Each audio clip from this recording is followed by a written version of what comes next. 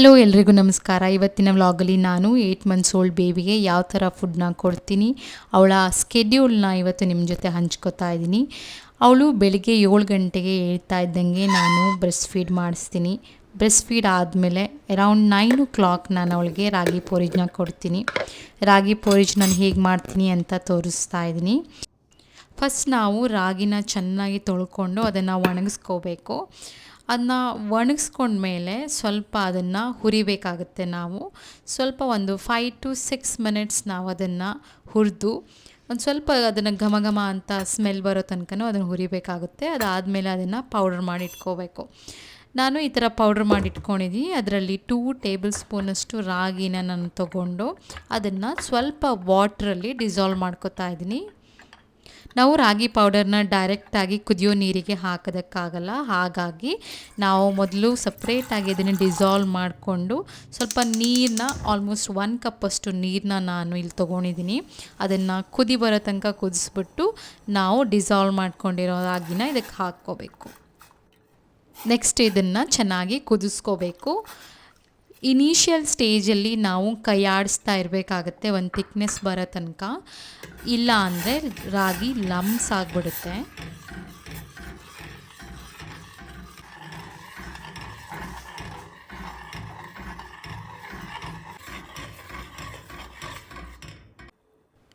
ಒಂದ್ಸಲ ಅದು ಕುದಿಯೋದಕ್ಕೆ ಶುರು ಆದಮೇಲೆ ಕೈ ಆಡಿಸೋ ಅಂಥ ಅವಶ್ಯಕತೆ ಇರಲ್ಲ.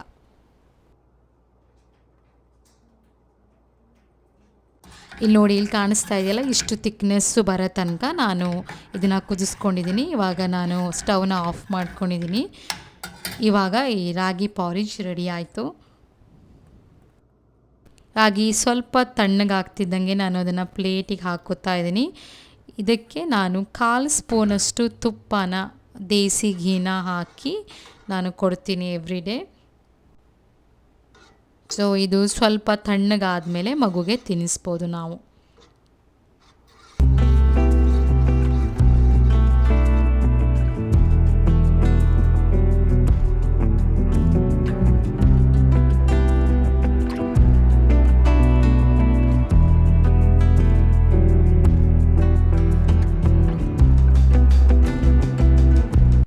ಏಟ್ ಮಂತ್ಸ್ ಓಲ್ಡ್ ಮಗುಗೆ 4 to 5 hours ಒಂದ್ಸಲ ನಾವು ಸಾಲಿಡ್ ಫೀಡ್ ಮಾಡಬೇಕು.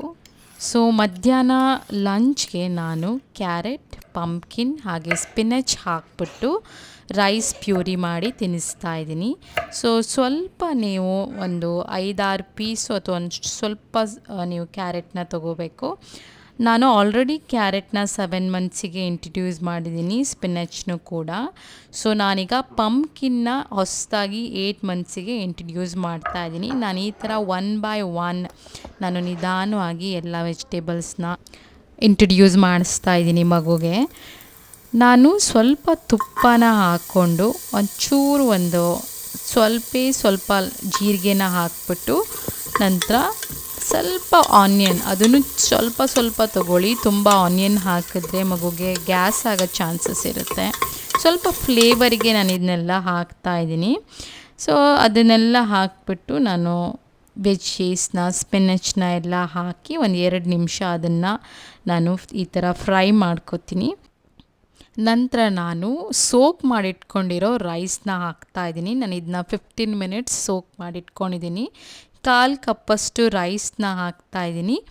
ಅದಕ್ಕೆ ನಂತರ ವಾಟರ್ನ ಹಾಕಿ, ನಿಮಗೆ 1/4 ಕಪ್ ರೈಸಿಗೆ 1-1.5 ಕಪ್ಪಷ್ಟು ವಾಟರ್ನ ಹಾಕ್ಬಿಟ್ಟು ನಾನು ಅದನ್ನು ಕುಕ್ಕರಲ್ಲಿ 4 ವಿಷಲ್ನ ಮಾಡಿಸ್ಕೊತೀನಿ. ಸ್ವಲ್ಪ ಜಾಸ್ತಿ ವಾಟರ್ ಹಾಕೋದ್ರಿಂದ ಮತ್ತು ಜಾಸ್ತಿ ಅದನ್ನು ಬೇಯಿಸೋದ್ರಿಂದ ಚೆನ್ನಾಗಿ ಬೇಯುತ್ತೆ. ರೈಸ್ ಚೆನ್ನಾಗಿ ನಾವು ಬೇಯಿಸದೆ ತಿನ್ನಿಸ್ಬಿಟ್ವಿ ಅಂತಂದರೆ ಮಗುಗೆ ಹೊಟ್ಟೆ ಸಮಸ್ಯೆ ಆಗೋ ಚಾನ್ಸಸ್ ಇರುತ್ತೆ.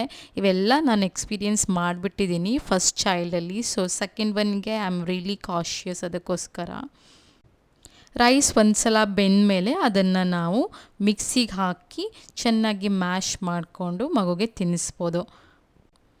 ಇವಾಗ ನಮ್ಮ ವೆಜಿಟೇಬಲ್, ಸ್ಪಿನಚ್ ಹಾಗೂ ರೈಸ್ ಪ್ಯೂರಿ ರೆಡಿ ಆಯಿತು.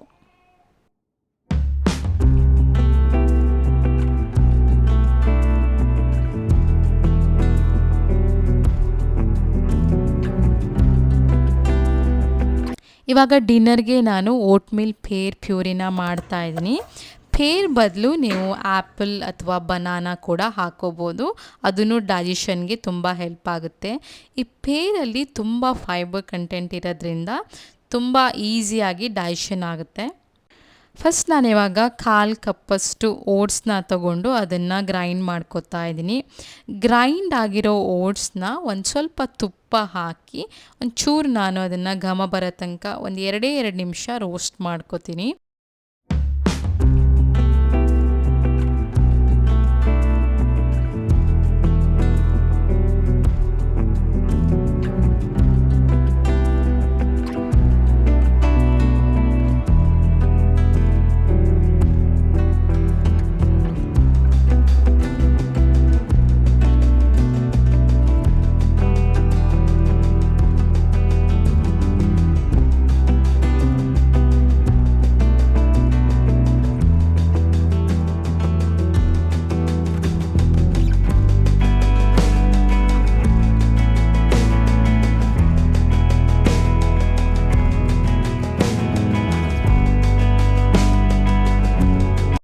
ಒಂದ್ಸಲ ಇದು ರೋಸ್ಟ್ ಆದಮೇಲೆ ಸ್ಕಿನ್ ಪೀಲ್ ಆಗಿರೋಂಥ ಪೇರ್ನ ಮಿಕ್ಸಿ ಜಾರ್ಗೆ ಹಾಕ್ಕೊಂಡು ಅದರ ಪ್ಯೂರಿನ ಮಾಡ್ಕೋಬೇಕು.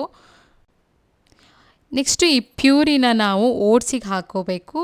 ಅದಕ್ಕೆ ಸ್ವಲ್ಪ ನಾವು ವಾಟರ್ನು ಕೂಡ ಮಿಕ್ಸ್ ಮಾಡಿಕೊಂಡು ಚೆನ್ನಾಗಿ 5-6 ನಿಮಿಷ ಅದನ್ನು ಚೆನ್ನಾಗಿ ಬಾಯ್ಲ್ ಆಗೋ ತನಕ ಬೇಯಿಸ್ಕೋಬೇಕು. ಇದು ನನ್ನ 8 months old baby whole day diet. ನಿಮಗೆ ಇದು ಇಷ್ಟ ಆಯಿತು ಅಂತ ಭಾವಿಸ್ತೀನಿ. ನಿಮಗೆ ಯಾವುದೇ ಥರದ ಕ್ವೆಶ್ಚನ್ ಇದ್ದರೆ ನೀವು ಕಮೆಂಟ್ ಮೂಲಕ ನನಗೆ ಕೇಳ್ಬೋದು. I will be happy to answer your questions. ಈ ಸ್ಟೇಜಲ್ಲಿ ಮಕ್ಕಳಿಗೆ ಕಾನ್ಸ್ಟಿಪೇಷನ್ ಆಗೋದು ತುಂಬ ಕಾಮನ್. ಕಾನ್ಸ್ಟಿಪೇಷನ್ ರಿಲೇಟೆಡ್ ವಿಡಿಯೋ ಕೂಡ ನಾನು ಅಪ್ಲೋಡ್ ಮಾಡಿದ್ದೀನಿ, ಅದನ್ನು ಕೂಡ ಚೆಕ್ ಮಾಡಿ.